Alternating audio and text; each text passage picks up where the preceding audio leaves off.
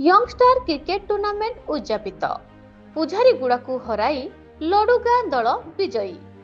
कोकसरा अंचल युवगोष्ठी मानक मध्यरे वर्तमान क्रिकेट खेल बेस उत्साहित आनिबा सह क्रिकेट खेल प्रति तांकर इच्छा शक्ति को दुगुणित करिथिबा देखिबाकू मिलिछि।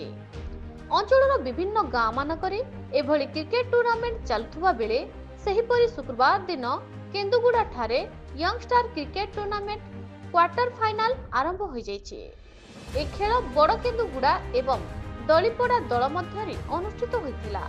प्रथमे बड़ केन्दुगुड़ा दल बैटिंग करी 10 विकेट विनिमय 9 ओभर खेली 65 रन संग्रह करथिबा बेले दलिपड़ा दल 68 रन संग्रह करथिले। फलरे दलिपड़ा क्रिकेट दल विजय लाभ करथिला।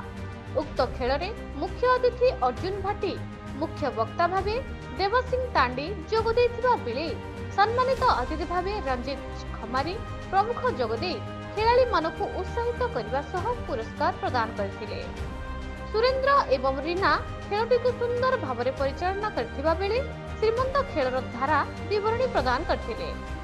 यंगस्टार क्रिकेट दलर किरण, संजय, राजेश, पिंटू, देवेंद्र, पप्पू, राज, गगन, क्रस, रमेश, मीणु, निमय, अनंत, सुशांत समेत अनुष्ठान समस्त सदस्य उपस्थित रही खेल परिचालन में पूर्ण सहयोग करथिले। कोकसरा ब्लॉक रु रितेश कुमार मुंडा का रिपोर्ट, न्यूज ओडिशा टीवी।